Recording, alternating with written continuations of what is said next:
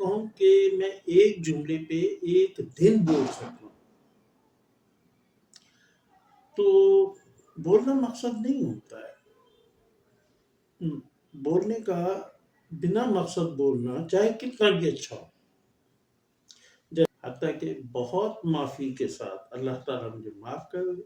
ویسے تو مولوی کوئی ڈیزینیشن نہیں ہے، انہوں نے کوئی ٹھیکہ نہیں لیا ہوا، لیکن انہوں نے اپنی ذات کے لیے ایک نیکی اپنائی ہوئی ہے. تو ہمیں خطاب ہمیں نماز جمعہ میں خطبہ بھی دے دیتے ہیں، سمجھا بھی دیتے ہیں، کتابیں بھی آ جاتی ہیں یوٹیوب پہ بھی، لیکن مکمل کوئی نہیں ہوتا.